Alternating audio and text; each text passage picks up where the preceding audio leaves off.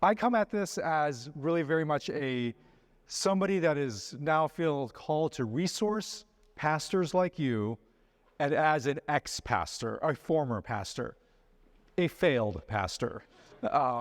I was a pastor of an evangelical covenant church in California. The job broke me. The reason is, most immediately, was I had an anxiety-induced breakdown. And if you're interested in reading about that and what I learned from that experience of going through anxiety at its darkest and hardest edges, you're welcome to get a book, The Anxiety Opportunity. That's why I wrote the book, is to try to explain all the reasons why I was misprepared for anxiety, that as Christians and as a pastor, I actually had a really wrong understanding of anxiety. So if you're interested, you can read that. The quick answer I give when people ask me, well, why did being a pastor make you so anxious? I said, look, here's the job description of a pastor. You have to be a CEO, you have to be a therapist, and a stand-up comedian, right? And if you're not good at one of those three jobs, somebody's mad at you. So CEO, you have to manage a whole staff team or a small staff team, or manage somebody, you manage an organization. Therapist, you have to do pastoral counseling and be warm, understanding, compassionate, empathetic, insightful, wise. Stand-up comedian, not only do you have to perform a 30-minute bit or 45-minute bit every Sunday, it's got to be new material every Sunday, right? I mean, gosh, no stand-up comedian has that task, right? So CEO, therapist, stand-up comedian, that was the job description when the job broke me back in 2006. Right? Since then, the job has gotten even harder. Right, next slide. Why? Next slide, please. Because of politics. Because of how all of what Elizabeth described, how polarized politics has been. So back in 2006, I would roughly describe my church. By the way, I am still a member of this church. I'm just not the pastor anymore. So I've observed the church from 2006 until now. The church roughly would have looked like this. Next slide. Sure, there were political divisions. Sure, there was some animosity, but very clumped more in the middle with maybe some extreme voices out on the side. I would say the feeling of the church and of our broader church, not just my church, but the broader church, has felt like it's gone through something like this. Next slide. Right. And this is from the law of group polarization, which we'll talk about in a breakout session. But basically that the voices, this is not necessarily statistically the population, but in terms of the volume, it feels like this, right? That the loudest voices are of the us versus them, depending however you define the us versus them, is dominating the discourse, and it's actually less sense of coming together in the middle. And so this is what we hear, right? And you are expected to deal with this. You are expected to speak into this. You are expected perhaps even to take a side on all of this. And this presents a dilemma for you. Next slide, please. And this is the pastor's dilemma in this moment in time, which is you are not only have to be the CEO, the therapist, and the stand-up comedian, but you also have to be a political philosopher. And you didn't sign up for that. You probably weren't trained for that. And apparently now you also have to be a counterterrorism expert, right? Right. That's a tough job description. Okay, that will break most pastors, right? And if I don't know about you, but I was feeling the anxiety rising this morning, realizing, oh my gosh, I have to deal with this now. And you have to deal with it. And that's part of the dilemma. That's part of the problem, is that the situation has been that you have to deal with it. The reason you have to deal with it is partly because of my fault. Because I transitioned in a long transition arc after being a pastor, was to be among the ranks of what you would call national thought leader, resourcer of the local church. That was my job. And I and my colleagues have failed you. We failed you. Your job is hard and difficult and producing anxiety because we failed you. Because we have not produced enough resources and help to actually help you deal with this incredibly difficult, impossible job description, especially on the politics side and also on the counterterrorism side now, right? We've not done a good job. It's not that we haven't tried, but our efforts have been small and late to the game. I applaud all of these organizations, my organization included Redeeming Babel. I applaud our efforts, but let's just, I think as colleagues, my fellow colleagues, we have to say, we've been late to the game, right? Maybe we could have been excused in 2016 to not have predicted the wave of polarization that would have swept Christian churches. Not even the political pundits saw that coming. Okay, we'll give ourselves a pass on that. 2020, no excuse. Everybody knew what was going to come in 2020. And yet, if you look at the number of resources coming to the way of the local pastor to help them deal with political polarization, it was minimal at best. You really can't point to any large-scale, well-recognized, well-trusted resource that we could all rally around and say, let's run that play. Right? We didn't do it, and that was our job. That was not your job. Our job was to resource you to do that, and we didn't do that. And the reason why I got into the game in the last few years was quite simply, if we let that happen again in 2024, that's, double shame on us, the people who are supposed to be resourcing you, because you have an impossible job if you have to deal with it alone. Because you know what will happen if you feel like you have to do it alone is you'll do what I would have done if I were in your shoes, which was I would have tried to be like, ignore the issue, because it's a no-win situation. Right? In that polarized situation where you are supposed to be pastor, you speak about politics, it's no win. There's no win for you in that situation because somebody is going to be mad at you, right? Even more so than your failures as one of the other parts of your job description, because you've attacked one of their core identities now, right? If you don't signal, I agree with you 100%, right?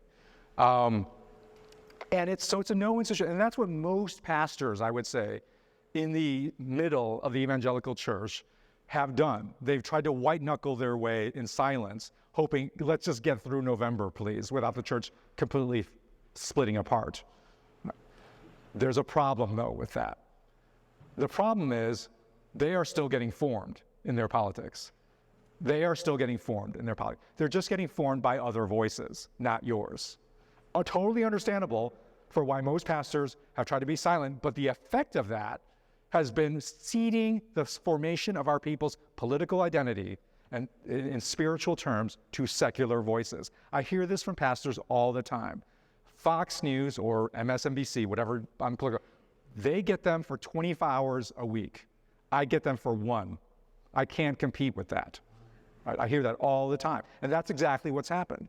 We have ceded the formation of our people on politics to secular voices. And because secular politics has gotten so extreme, it has resembled this law of polarization, our people have just followed along with them. And since we are conservatives here in the theological sense, let's also just be really clear about where the drift goes, right? Because in this polarized environment where the Christian pastoral voice has been muted, understandably so, they're listening to these voices out there on the side, on the secular voices. And let's just be clear what's happening here, because they listen to I'm talking about evangelicals, right? Traditional theologically orthodox evangelicals here. They listen to the voices on the polarized left, and they're like, that is not us. Right? Because there's no mention about God, no mention about the Bible, and frankly, they're advancing some policies that we have deep opposition to, that we feel genuinely, appropriately, legitimately threatened by. So it's like, that's not them. We listen to the voices on the right, we're like, well, kind of extreme, kind of skirting close to violence, perhaps here and there, makes me a little uncomfortable. Character, oh man, I don't like the character of some of those folks, right? But they are using God language, right? They are waving the Bible, maybe upside down, but they're waving it, right? And so the drift is going to be that in that direction, right? Because the threat feels like it's coming from here. At least these folks, I don't totally agree with everything, but they're at least God-worshiping, fearing, believing, seemingly folks. So there's going to be a natural pull in that direction, which explains Elizabeth's graph for where that threat is coming from in terms of the mobilizing extremism, right? And so to the extent that pastors, again, understandably remaining silent, we're going to just continue to let this happen, right? And part of the problem also, while you might be thinking, okay, I got to do something, I'm a former pastor. I know when I think I have to do something, I reach for the biggest tool in my toolkit, right? Which is the Sunday morning sermon. It's the stand-up comedian act that you have to do, right? Because, and so we understand, Ansel, right? To a hammer, the world is nails, right? And so it's like, okay, political problem, I guess I got to preach about this on Sunday morning. And so I got to preach the sermon of my life. The problem is, already there's an incredible amount of disincentives to get to preach that sermon, right? Because let's face it, as pastors, we know every sermon we craft, let's just be honest here, there's at least a part of us that's calculating, what is my Monday morning inbox going to look like, right? And we know on this sermon, that Monday morning inbox is going to be ugly from both sides. So one, you got to gear up so much energy just to do it, and then it's not going to work, right? Because it's a one-to-many communication. With people already on divided sides in your congregation, you're going to say something that's going to irritate, alienate, anger. Can I get some water, Ariana? Thank you.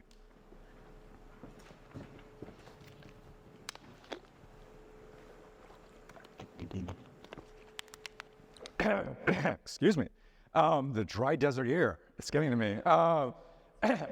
You're going to say something that's going to alienate your people, and they're going to walk off. They're going to send you an angry. It's a no-win situation, right? And this is where we, as the national thought leader resourcing of you, have failed, because we should have given you a different play to run. You need a different play to run that is not that big hammer, the stand-up comedian act on Sunday morning. Because also, not only is it a no-win for you, it's a no-win for them, right? Because Elizabeth's point is exactly right. The driver of all of this stuff is emotional.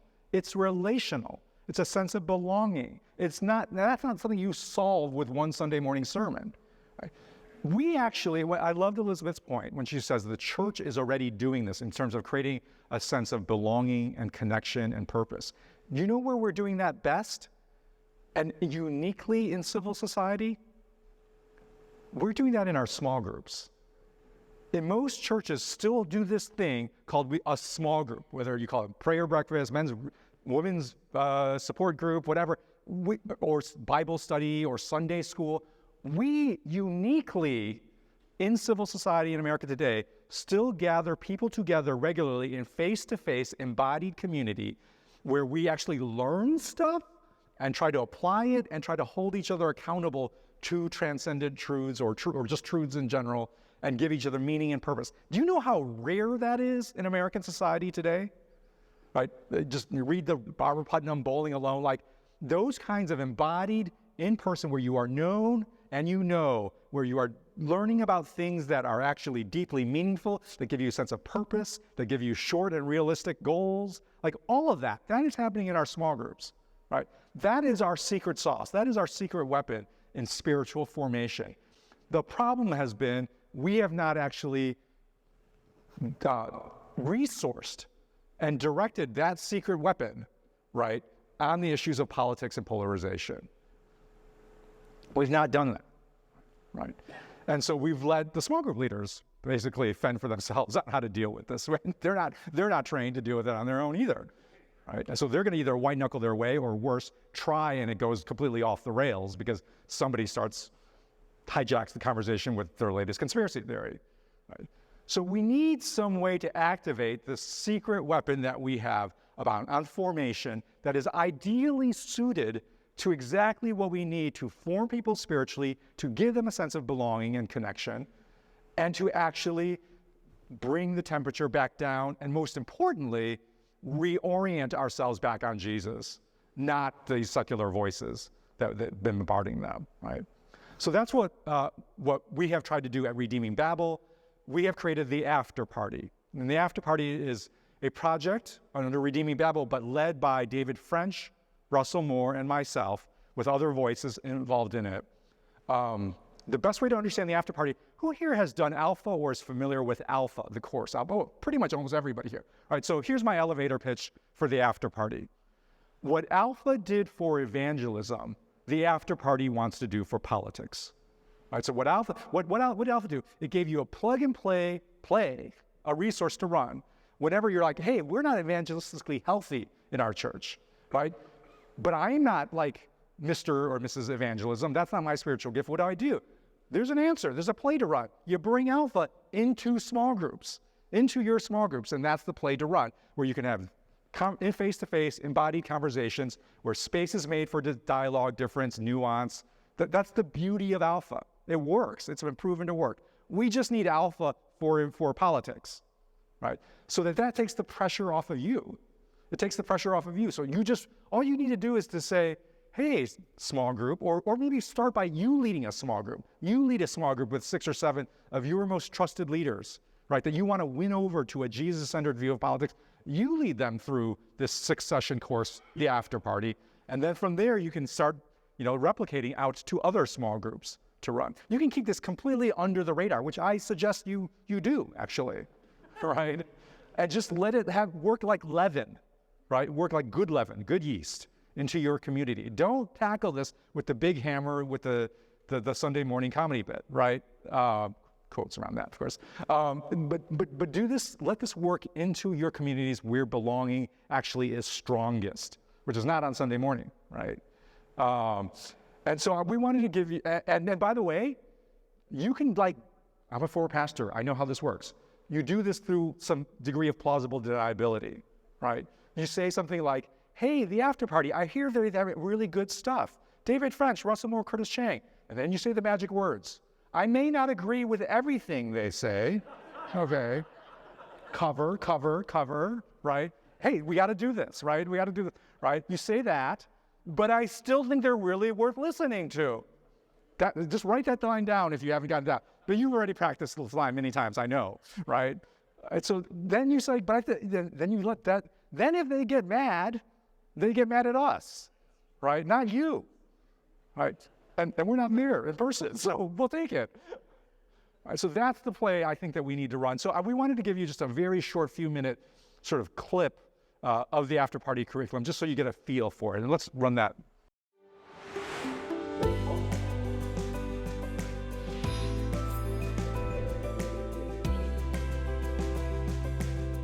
The After Party Project is a 6-session video course promoting a Christ-centered political identity in the face of polarization and growing tribalism.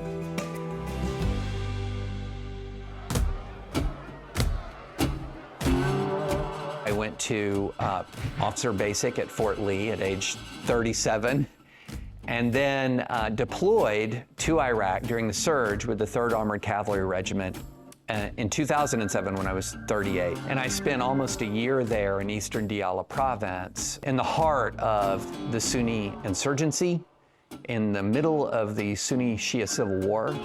So then when I came home to the United States of America, and this concept that says I'm a Republican or Democrat because I strongly dislike the other side, seeing American politics through these fresh eyes, I began to see that we were interpreting everything through the lens of grievance.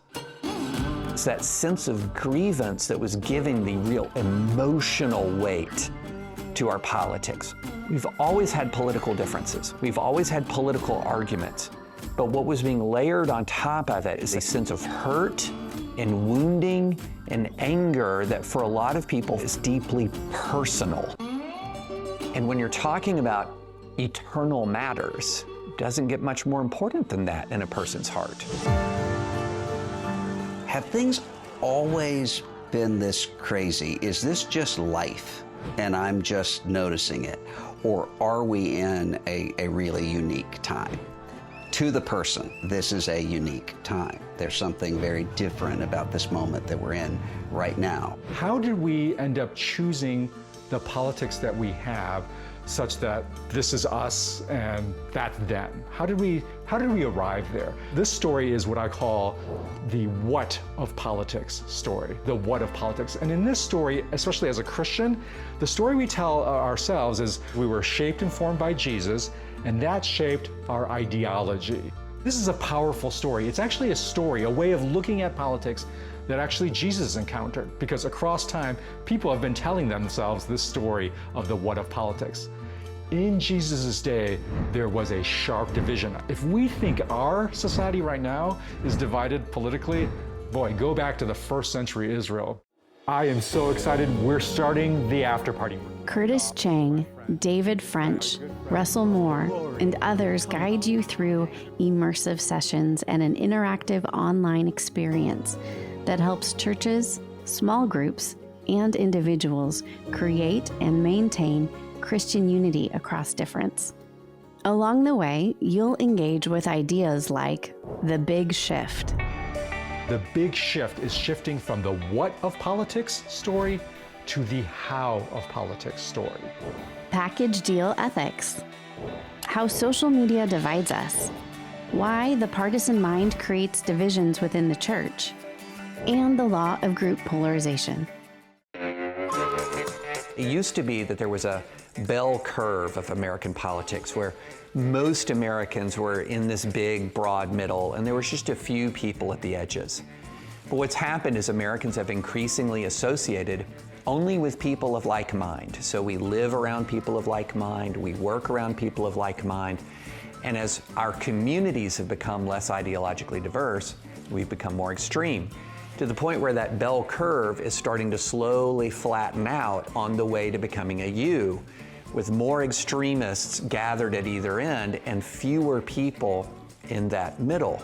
It's much easier to set up an argument that one can easily knock down.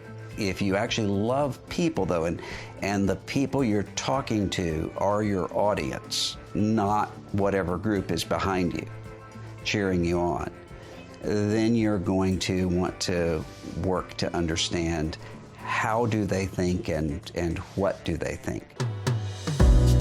What does the Lord require of you, O man? What is good? It is to act justly. It is to love kindness, or love mercy in some translations, and to walk humbly before the Lord your God.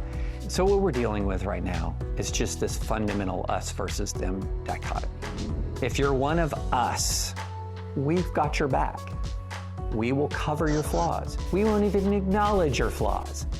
If you're them, we won't acknowledge your virtues. We won't appreciate your virtues. All you are is flaws, because what we have to do is defeat you. And that is the fundamental polarizing dynamic of our politics. If we humanize you, it undermines the commitment to destroy you. And if we acknowledge the flaws of our own side, it undermines our sense of loyalty. The reality is the principalities and the powers of this age have to manifest themselves in physical forces or structural systemic ways. This is not simple math. This is the eternal battle in a real sense. Firmly grounded in Scripture, the After Party encourages Christians to see that the work of the gospel and unity within the body of Christ involves more than mere political alignment. Matthew 6:33, seek first the kingdom of God and his righteousness, and all these things will be added to you, as Jesus says to his disciples. Having an understanding of the kingdom and knowing what one's ultimate goal is frees us from fear and anxiety. Don't worry about tomorrow. You have a kingdom that is waiting for you. It also means that we don't settle as ultimate for things that are less than that. The how of politics really centers on Jesus shaping our spiritual values, which then shapes our relationships, which then gets translated into relational practices. This flow from spiritual values to relationships to practices. And that really is the story that Jesus told and Jesus used to transform his disciples. If you're tempted toward cynicism, combativeness, or simply exhausted by the political landscape and broken relationships, the After Party will guide you toward the hope and humility of Jesus. When politics so easily divides us, the After Party focuses on hopeful and humble discipleship. The combatant is the person who is actually low in humility because they think they're right and everybody else is wrong, or at least their opponent is wrong. but they're high in hope because they think they can win. That's why they're fighting. A combatant usually has a sense of almost uncontestable rightness. My position is right and you are wrong. And not only that, it's on me to make sure that you are defeated and I'm vindicated. The exhausted is actually high in humility. They don't think they have all the answers, but they're low in hope. They're ready to give up. The third profile is the profile of the cynic, which is low in both. They're low in humility because they think they know better than everyone else, and they're also low in hope because they think what they know better than anybody else is that everything is hopeless, so they're standing back. And then the final profile, the one that we're aspiring towards, is the disciple of Jesus that is high in both humility and hope. Hope is grown in community just like humility, but often it's a community that one doesn't choose or hasn't chosen. I think, at least for me, what I want is stability. And what I would like is for things to stay more or less the same, but they don't. And often you have communities that seemed really, really strong that are fragmenting. And often what God is doing is creating a new community that one knows nothing about. I mean, that happens so often in Scripture. That pattern happens over and over again. And often you will have people who are exhausted. They're finding hope, but they're finding hope by saying, how did we end up together? What did God do that this happened?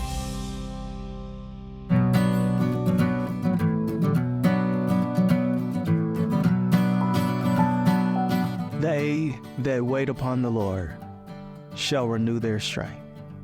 They shall mount up with wings as eagles. They shall run and not get weary. They shall walk and not faint. Wait on the Lord. Be of good courage. He will strengthen your heart. Christians are not people who give up. We are people who wait. How might God be calling you to greater discipleship on the path of hope and humility? Join us in what He's doing through the after party.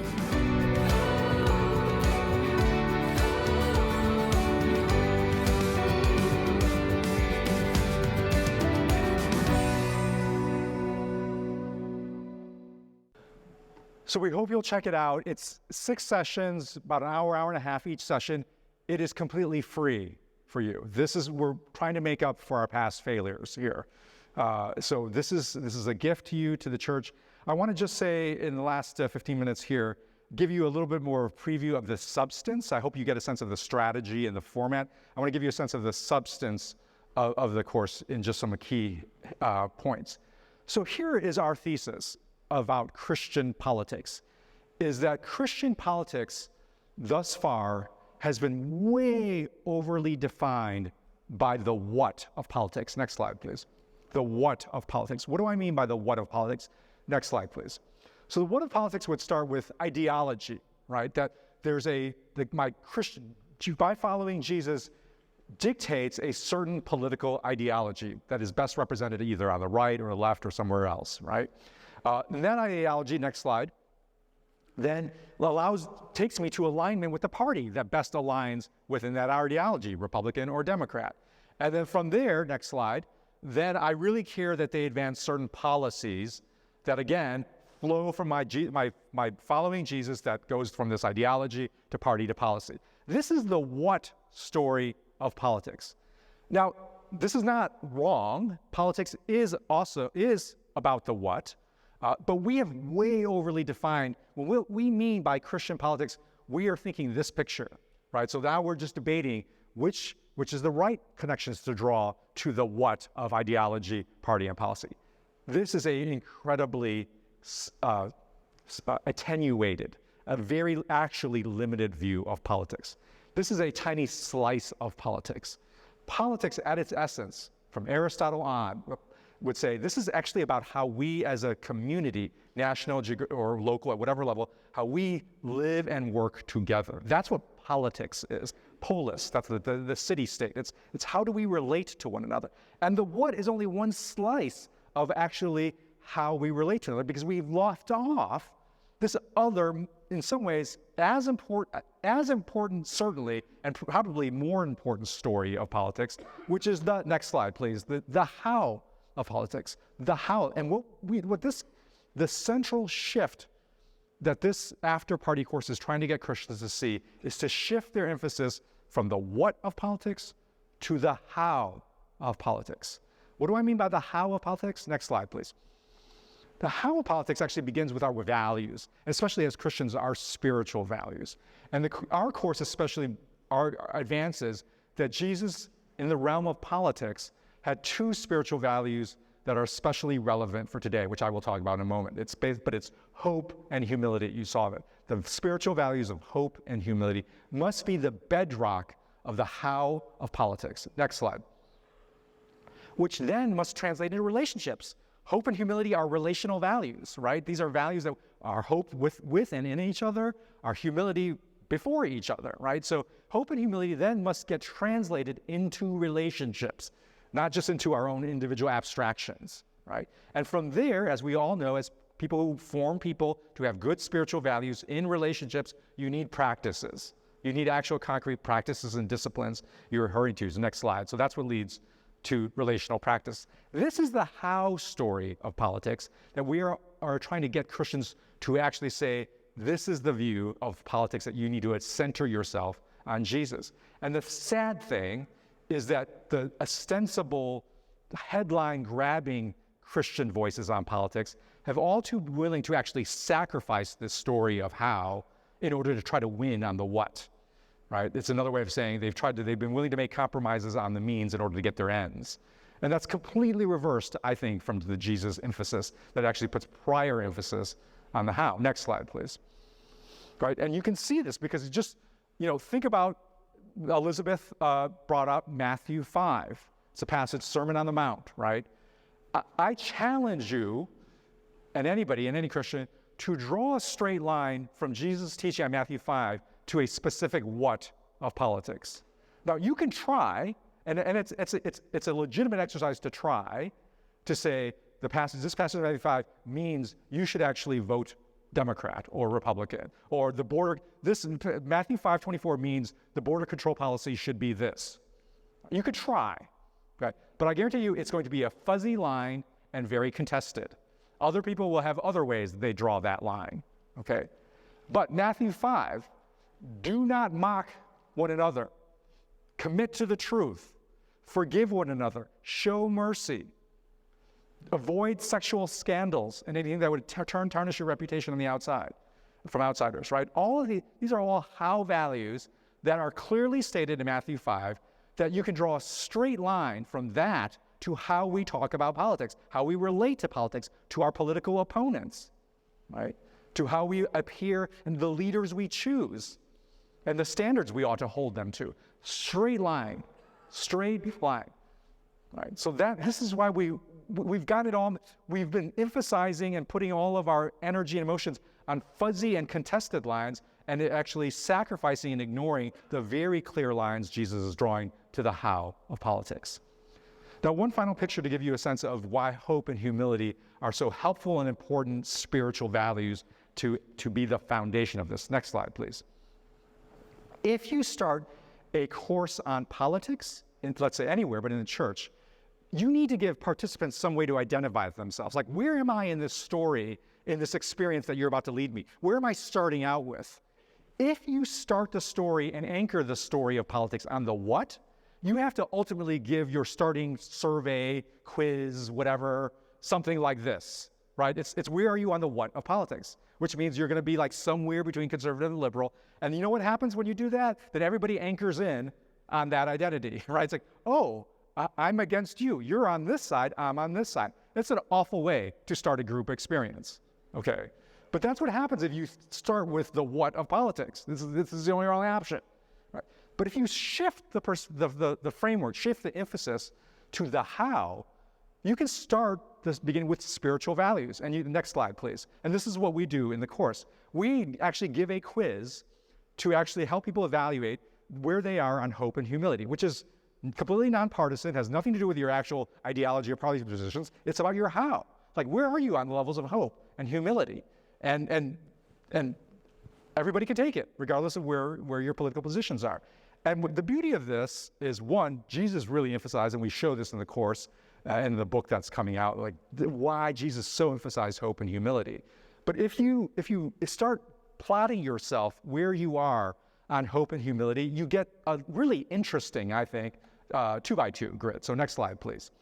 So for instance, you get these 4 categories: combatant, cynic, exhausted, and disciple. And they really map cleanly onto where you are on the hope, humility 2x2, right? So for instance, the combatant is somebody who is high in hope. They think they can actually win, right? They think their side can and should win. So they're high in hope, but they're low in humility because they think my side is absolutely right and the other side is completely wrong.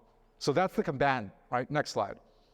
Then you have the exhausted, which is the mirror opposite of the combatant. They are high in humility. They're like, I don't know what the right answer is. I don't have the answers, but they're low in hope. They're exhausted. They're giving up, right? So they're pulling back. And by the way, combatant and exhausted are some of the most influential prototypes depending on wherever you are on the spectrum, right? Because the combatant, actually, according to most statistics, is actually low relatively in percentages of the population. Maybe like 10 to 20% of your congregation are combatants, but they're the loudest voices. And in politics and in churches, the loudest voices kind of has the most power, right? So that's why the combatant is so important. The exhausted, they actually are your most numerically numerous. They're your biggest population. All this poll showed most Americans, most Christians would identify as exhausted, as this, high in humility, low in hope folks. The problem is they've checked out. They're hiding in the bushes, right? That's the problem for the exhausted. Then finally, the cynic is low in hope and low in humility. Next slide, please. Right, so they're low in humility because they're standing apart like, I know better than everybody else.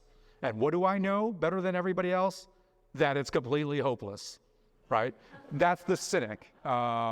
And the cynic, also relatively slow in percentages, but high in intellectual credibility, because it's a very sophisticated seeming posture to adopt. Don't believe that. Don't believe anything you say. You can't trust right? You seem sophisticated. I know because I'm a cynic. That's my play. Okay. So they're powerful from a intellectual credibility perspective.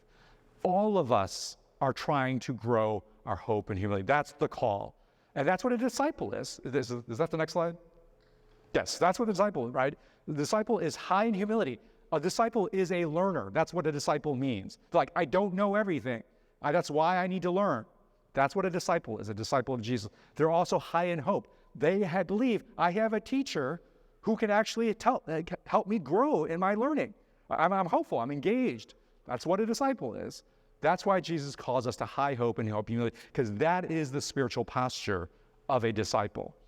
And so this is really the crucial grid which we ask people to identify. The beauty of this is you take the quiz and you can be Republican and Democrat and you're both exhausted.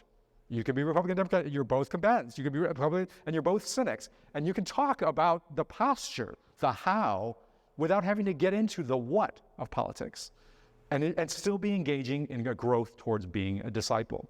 So that's our central move. The other just short tidbit, while we have fun with this, is David, Russell Moore, and myself, we play archetypes of the 3 characters. Anybody want to guess which one is David French? He's the combatant. Russell Moore is the exhausted. I'm the cynic in this course, right? And we all articulate from our own personal experiences what it means for us to grow in the particular value, whether it's hope or humility, or in my case, both. How we need to grow towards becoming a disciple. So next slide, please. So again, you can access the course for free. Here's the URL, after-party.org. Again, my recommendation to all of you is, if you have a bunch of small groups that's ready to go, fine, go for it, and you think your church is ready.